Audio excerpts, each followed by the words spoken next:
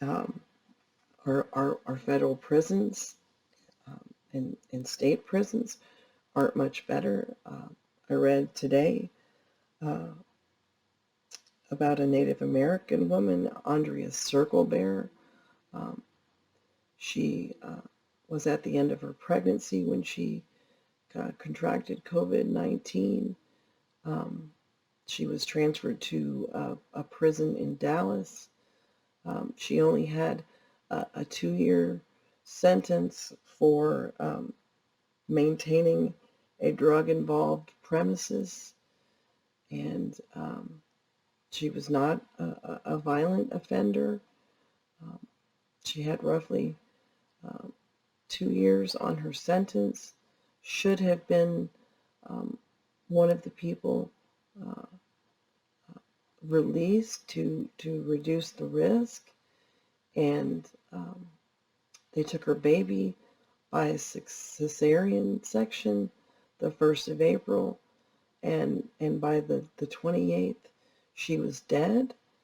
Uh, and what really struck me about the official statement from FMC Carswell was the fact that they mentioned that she had a pre-existing condition that is on the CDC list for um, high-risk COVID-19 um, conditions, as if somehow that absolves them of any responsibility in her death, and the fact that her baby is going to grow up without a parent, um, because a decision was made um, to keep somebody like that uh, locked up, uh, that had never been violent towards anybody, and was about to be a mom.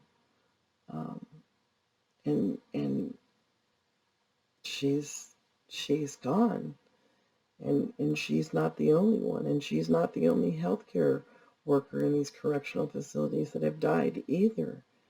Uh, and nobody, certainly at a federal level, nobody talks about these things. President Trump has not one single time in 2 months reached out to one of these 61,668 people that have lost their lives in our country to express his sympathy, not not for the soldier that died on the USS Roosevelt after 900 other soldiers got infected, and Captain Crozier was fired for writing a letter begging for help. Um, not not to any of the families of any of the first responders um, that have died, um, giving literally everything in this horrible crisis. There has been no sympathy, and I believe it was the Washington Post that calculated that his words of sympathy over 13 hours of briefings over the last um, 4 or 5 weeks, 4.5 minutes total of that um, was spent um, in minimal words of sympathy. Um, Most of the focus of every single federal coronavirus briefing is a me parade of Trump bragging about his ratings and bragging about being bigger than Monday Night Football and bigger than the Bachelor finale. Um, and there's over 1 million cases confirmed now in America for COVID-19. And those are just the ones that we know about. Um, so uh, at this point, I just don't even know what to say anymore.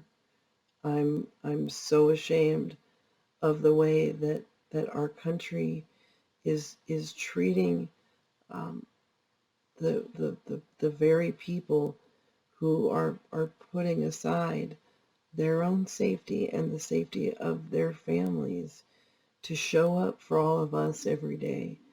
And 2 months later, we still can't do the very minimum that we should be doing to say thank you, to show our gratitude to our nation's healthcare providers, first responders, and frontline workers. The very minimum that we should be doing is making sure that they have the personal protective equipment that they need to keep doing their jobs. And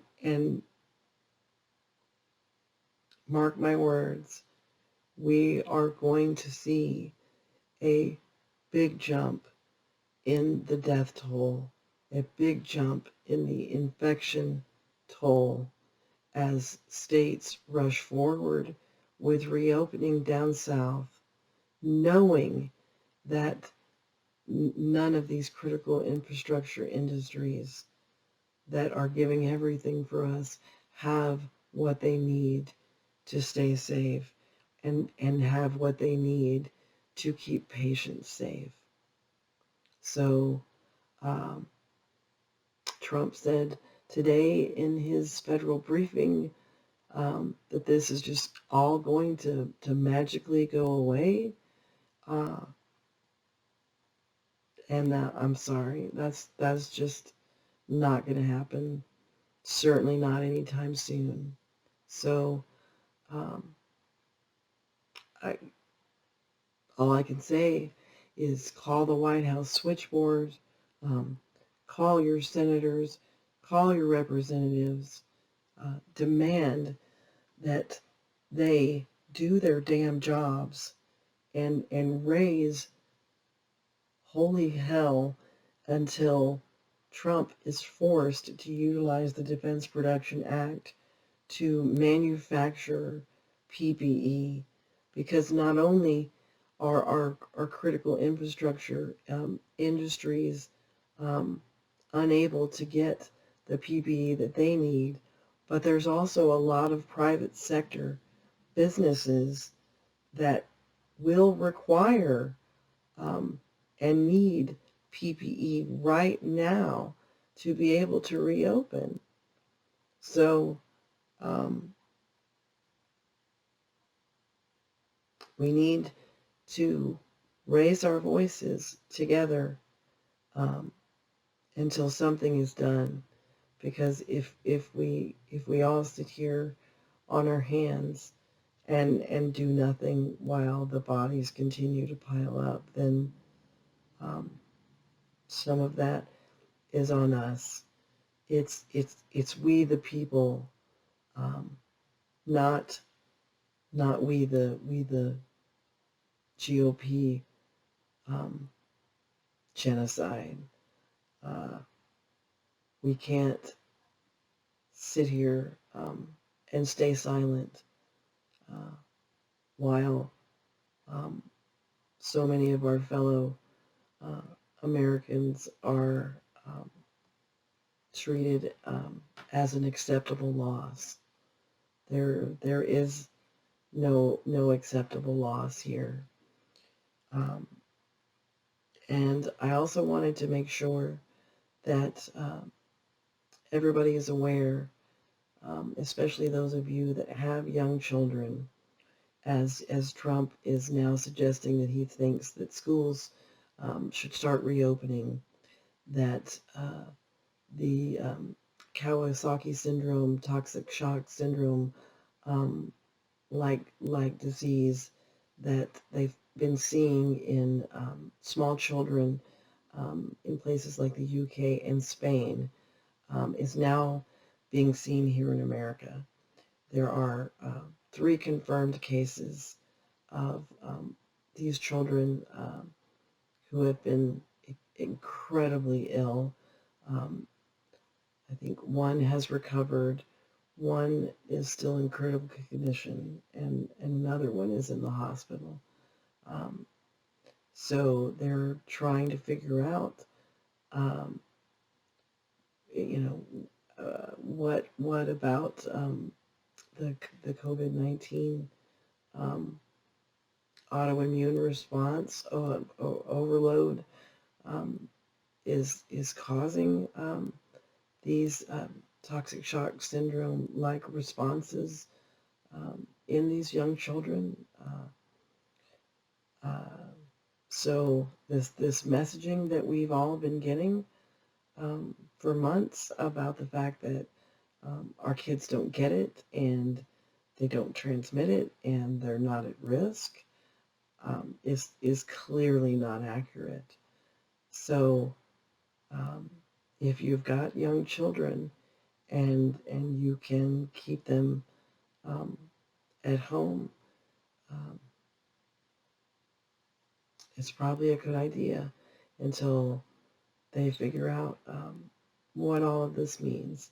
And of course, nothing is being said about this on a federal level, and nothing is being said about this, as far as I've seen, by the CDC. Um, and you can look up Kawasaki disease, COVID-19, children, and read about these cases for yourself. Like I said, they originated began in the UK and Spain. Um, both Kawasaki disease and toxic shock syndrome um, are incredibly rare. So to see as many cases as they've already seen in Europe um, of these, critically ill little ones with horrific rashes across their bodies and um, blisters on their tongues and mouths and um, their systems, their major bodily organs shutting down because of the cytokine storm that's happening in their bodies is absolutely terrifying. So um, please try to keep um, your little ones safe for a little longer. And to everyone out there um, like me that's in the high risk category for COVID-19, um, I know this has been so hard and on all of us, and there's no end in sight right now. And for those of us that are still isolating at home, um, away from our family and friends, uh, I know that we've got a long road ahead of us. And so I encourage you to reach out to your loved ones and your family and your friends and find ways to keep yourself busy and um, just know that we're all in this together and um, you're not alone.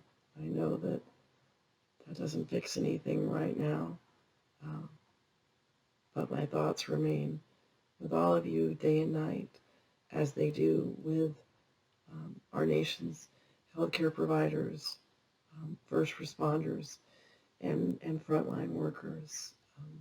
You're all heroes to millions and millions and millions of Americans, and we can't thank you all enough for the job that you're doing for all of us.